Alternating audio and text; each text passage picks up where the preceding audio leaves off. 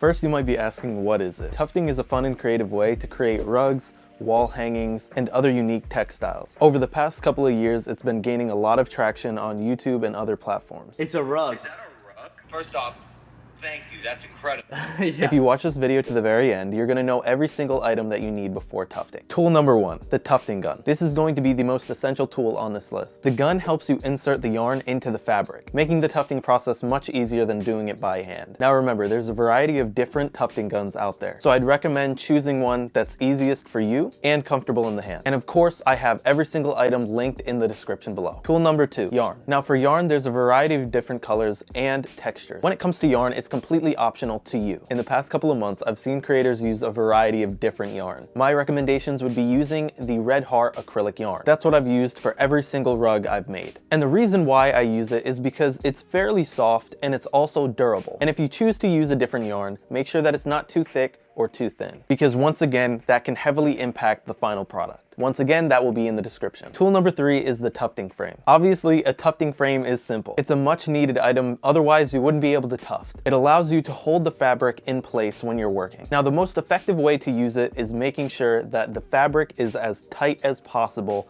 on the tufting frame. That will help you focus on tufting and finish rugs faster. The last thing you want to be doing is constantly moving around the fabric. Now, of course, tool number 4 is fabric. When it comes to choosing the fabric, there's a couple of things to keep in mind. First, it should be a tight weave fabric. It makes it easier to insert the gun. Second, it should be durable so it can handle regular use. And just like yarn, I've seen a variety of them. Personally, I use monk's cloth. It's extremely durable and I haven't had a problem with it yet. Now on to tool number 5. This is going to be scissors and tweezers. Scissors are going to be constantly used within this process. You're gonna need them to separate colors, shape a couple of things, and of course, cutting the rug out of the fabric. Also, tweezers is kind of optional, but I do recommend it because that will allow you to get the little tiny details perfected. Tool number 6 is glue. During this project, you will be using 2 glues at the very least. I use both Robert's 3000 glue and Super 77 spray adhesive glue. And then there is a third optional glue, which is hot glue. I do recommend getting this as well because it ties in really well together. Robert's 3000 glue will be first applied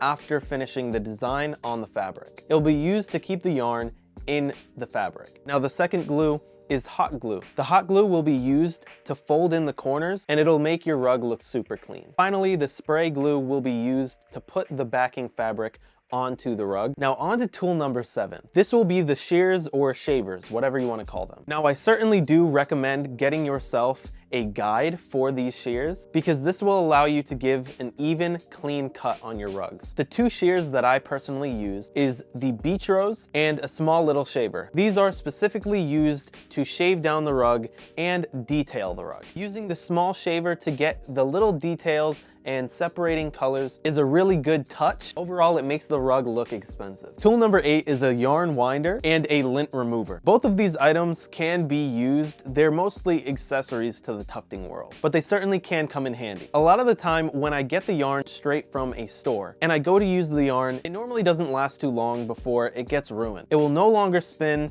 leaving my gun useless. So a yarn winder is really helpful because this will allow the yarn to roam freely. The lint remover will help with making sure that there's less lint. Self-explanatory. Tool number 9 is a projector. Now this item is pretty important. This will be used to obviously project the image onto the fabric. The number 1 tip that I can give you is reverse the image on your computer or on a photo editing website, because the last thing that you want when you're tufting is to have your design come out backwards. Anything that you tuft, whether it's words or a design character, will be backwards if you don't reverse the image. Now tool number 10 is actually just a mix. First, it will be a vacuum. Make sure the vacuum is really good with picking up yarn or fabric, because the last thing that you want to do is ruin a vacuum and have it overheat, cause a fire, or anything of that nature. The other item is specifically if you are shipping these rugs out, make sure that you have a measuring tape. Now for the people that watch till the end of the video, this tip is for you. If you do end up shipping out a rug, I recommend spraying a little bit of a natural scent onto the rug, and then on top of that, use plastic to cover up the rug itself. Putting plastic around the rug helps with any type of weathering damage, water, residue, or anything like that. It also allows the rug to keep its shape, especially when your customer gets it and they get to roll it out themselves. And to tie in the thing that I said before, the plastic wrap around the rug will keep the new scent in. I really hope you guys enjoyed this video. If you do, please click that subscribe button and like this video, maybe even share it if you're up to it. I really do appreciate all the support and subscribers that I've been gaining recently. You guys are truly amazing. I will see you guys next time. Peace.